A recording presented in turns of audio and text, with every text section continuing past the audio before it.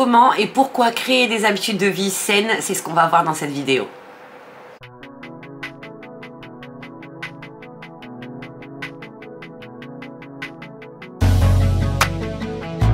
Nous le savons maintenant, ça a été vu, revu, ratavu, créer des habitudes de vie saines est très important dans notre quotidien, notamment en termes de bien-être physique, mental, mais aussi émotionnel.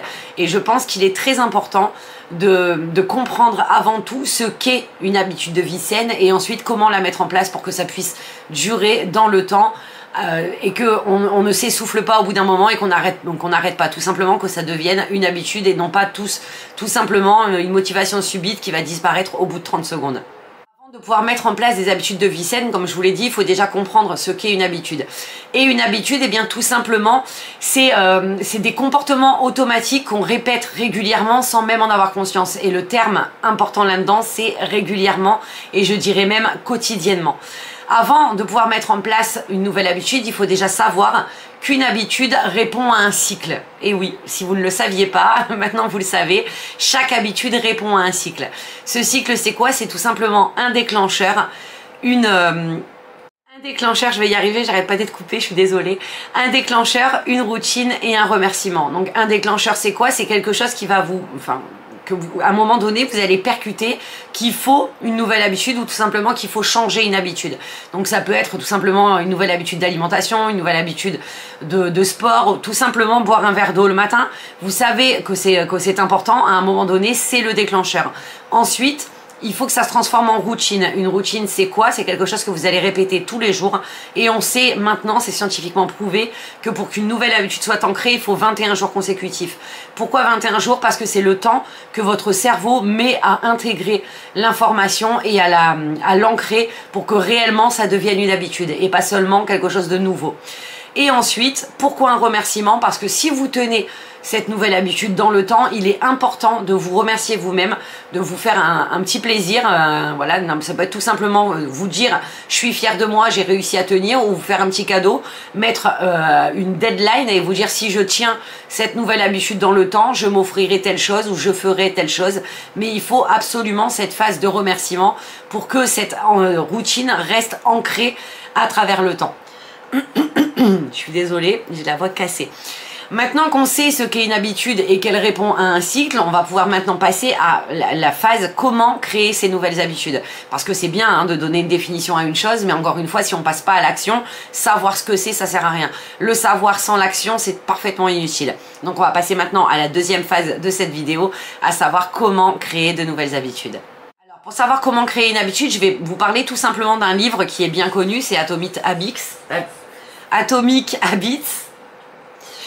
C'est un livre qui explique justement comment créer de nouvelles habitudes, comment l'intégrer, comment les faire devenir une routine.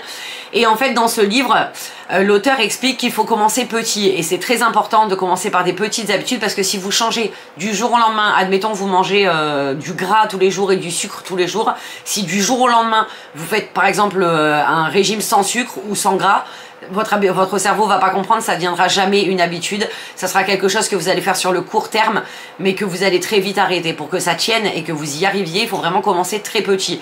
Par exemple, je vous ai donné tout à l'heure l'exemple du verre d'eau le matin, ça peut être un très bon exemple.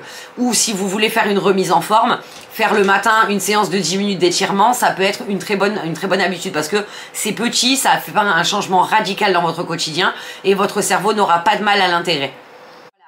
Ensuite, pour que cette nouvelle habitude que vous allez intégrer, donc cette toute petite nouvelle habitude soit intégrée facilement à votre quotidien, il faut que vous l'alliez à une habitude déjà existante. Donc par exemple le verre d'eau, le matin vous vous levez, vous allez, admettons d'habitude à votre machine à café, et ben vous allez poser votre verre d'eau à côté de la machine à café. Le mieux dans ce qu'on dit, c'est de le poser sur la table de nuit pour le boire dès le réveil. Personnellement, j'y arrive pas. Ce que j'ai fait, c'est que j'ai ma gourde, là, qui est toujours prête, et je l'ai mise à un point stratégique où je vais directement le matin.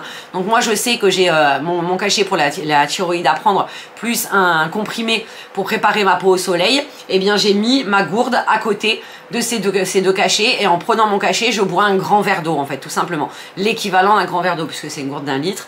Mais ça me permet de le faire tous les matins sans même réfléchir. C'est quelque chose qui est devenu parfaitement naturel. Alors qu'avant, je prenais mes cachets avec mon café par exemple. Donc voilà, je l'ai associé à cette petite habitude et je l'ai mis à côté de la cafetière.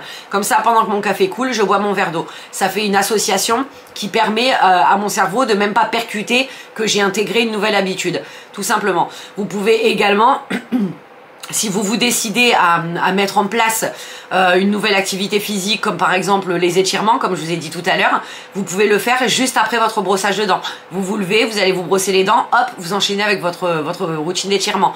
Vous pouvez même faire vos étirements pendant que vous vous brossez les dents. Vous voyez ce que je veux dire? Il faut vraiment que ça soit allié à quelque chose que vous faites déjà tous les jours pour que votre cerveau l'assimile comme une normalité, en fait, tout simplement. Pour que l'habitude existante se mêle à la nouvelle habitude et que ça devienne logique, cohérent pour votre cerveau, qu'il n'y ait pas de choses qui perturbent en fait. Et à ça, il va falloir utiliser un déclencheur. Alors, vous pouvez utiliser des déclencheurs visuels, comme par exemple vous mettre, je sais pas, sur votre frigo, une liste des choses que vous voulez faire, donc boire un grand verre d'eau, ou tout simplement sur votre frigo, vous accrochez une photo d'un verre d'eau, comme ça quand vous arrivez devant le matin, vous pensez directement à ce verre d'eau. Moi, je vous ai expliqué, la gourde, c'est un déclencheur visuel. Quand je vois ma gourde à côté de la cafetière, je sais que je vais pas oublier, forcément je la vois. J'ai mes médicaments, la gourde, hop, je prends mon verre d'eau. C'est juste quelque chose de logique pour moi. Et visuellement, en fait, le fait de le voir, ça me fait percuter directement que c'est le moment du matin où je dois boire mon grand verre d'eau. C'est ça, un déclencheur visuel. Et ensuite, il va falloir que vous trouviez pour vraiment... Excusez-moi, je reviens, je tousse, je reviens. En termes de déclencheur, pareil, je reviens vite fait là-dessus parce que ça m'est sorti de la tête. Le sport, c'est pas ce qui me vient en tête en premier. Si vous voulez mettre en place une routine de sport dès le matin, ce que vous pouvez faire comme déclencheur visuel, c'est préparer votre tenue de sport et la mettre là où vous la voyez directement en vous levant. Vous pouvez pas passer à côté, c'est pas possible sans la voir. C'est obligatoire. Si admettons vous vous levez et vous allez vous faire un café, posez votre tenue de sport juste à côté. La 10e coupure, je vais réussir à faire cette vidéo, je vous promets, je vais y arriver, j'arriverai au bout. Bref, donc voilà, pour ce qui est des déclencheurs visuels ou environnementaux, ça c'est fait, on l'a intégré, vous l'avez compris. Si c'est pas le cas, n'hésitez pas à me le dire en commentaire d'ailleurs. On va pouvoir passer à la dernière phase de cette nouvelle création d'habitude, c'est forcément qu'il faut une motivation intrinsèque. Qu'est-ce que c'est une motivation intrinsèque? C'est tout simplement que vous sachiez en votre fort intérieur que c'est quelque chose de très important pour vous, que ça va apporter quelque chose de vraiment bon pour vous. Il ne faut pas que ça soit une nouvelle habitude comme ça qui ne serve à rien, qui vous serve à rien parce qu'encore une fois, dans le temps, vous ne tiendrez pas. Là, pour ce qui est du verre d'eau ou de l'exercice physique par exemple, votre motivation intrinsèque, c'est de retrouver une nouvelle énergie, de retrouver une nouvelle santé, de vous remettre en santé tout simplement, ou tout simplement de booster votre niveau d'énergie quotidien. Bref, c'est une motivation intrinsèque. Personnellement, ma motivation intrinsèque, c'est justement ce truc de l'énergie. C'est même pas la santé, c'est même pas remettre mon corps en forme ou quoi que ce soit, c'est juste que je sais qu'à un moment donné dans la journée, j'ai une baisse d'énergie et pour pouvoir booster ce niveau d'énergie, j'ai besoin de créer de nouvelles habitudes et une nouvelle routine matinale qui me boostera pour tout le reste de la journée. Donc petit à petit, j'ajoute des nouvelles habitudes et comme ça, je me dis le matin, voilà, tu l'as fait, ton niveau d'énergie est élevé et on le sent directement. C'est une motivation intrinsèque, je sais que je tiendrai avec le temps. Faut pas que ça soit juste un coup de tête. Juste vous vous levez un matin, vous vous dites tiens ça y est, ce matin je mets en place une nouvelle habitude. Par exemple, je vais lire 100 pages d'un livre. Sans raison, sans qu'il y ait de motivation réellement intrinsèque à ça en fait. Donc du coup voilà, c'est vraiment un point très important et qu'il faut que vous reteniez, c'est que pour que cette nouvelle habitude soit ancrée en vous et qu'elle ait un but réel, il faut que vous ayez une motivation intrinsèque à mettre en place cette nouvelle habitude. Maintenant que vous avez compris ce qu'est une habitude et comment la mettre en place, il va falloir la faire durer dans le temps. Parce qu'on le sait, la motivation seule n'est pas une raison suffisante pour que ça dure dans le temps. On est motivé. Pendant un certain temps, ensuite, il y a une baisse de motivation et c'est à ce moment-là, en règle générale, qu'on lâche l'affaire et qu'on se dit « Ah, c'est bon, je reprendrai demain » et demain, ça devient après-demain. Bref, ça ne tient jamais assez longtemps si on prend compte que de la motivation uniquement. Donc, ce qu'on va faire, c'est qu'on va mettre en place, encore une fois, une routine qui va nous faire durer ces habitudes dans le temps. La première, ça va être un suivi et une évaluation. C'est très important de suivre vos habitudes. Donc, vous mettez en place un tracker d'habitudes, tout simplement, et vous cochez tous les jours ce que vous avez fait, pas fait. Comme ça, vous verrez à la fin de la journée que si vous avez tenu, vous allez ressentir un sentiment de fierté, voilà, une petite victoire. Et ça vous permettra en plus de suivre vos progrès. S'il y a des jours où vous n'y arrivez pas, admettons au début vous n'y arrivez pas à chaque fois, au fur et à mesure du temps vous allez y arriver, ça va vous paraître de plus en plus facile et votre tracker d'habitude sera complété. Et ça sera réellement une victoire. Et cette victoire-là, il va falloir la fêter par la suite. C'est ça en fait, c'est pour ça qu'on fait un tableau de suivi, c'est pour ça qu'on suit ses progrès, parce qu'il faut absolument qu'on ait un résultat à la fin, une victoire qui nous permette d'avoir quelque chose à fêter et d'être fiers de nous, tout simplement. Ensuite, il va falloir vous créer un environnement favorable parce que vous ne pouvez pas mettre en place des nouvelles habitudes si tout autour de vous vous empêche d'avoir ces nouvelles habitudes. Il faut que tout soit mis en place pour faciliter l'adoption de cette nouvelle habitude. Par exemple, vous pouvez, comme je vous l'ai dit tout à l'heure, le verre d'eau à portée de main. Si vous n'avez pas d'eau à portée de main, comment voulez-vous pouvoir boire de l'eau? Bon là, l'eau c'est un peu con parce que vous allumez le robinet, vous servez un verre d'eau, voilà, mais on peut mettre en exemple les fruits. Si vous décidez à manger 5 fruits par jour, si vous n'avez pas de fruits chez vous, dans votre environnement, c'est pas possible de réaliser votre habitude. Vous voyez ce que je veux dire?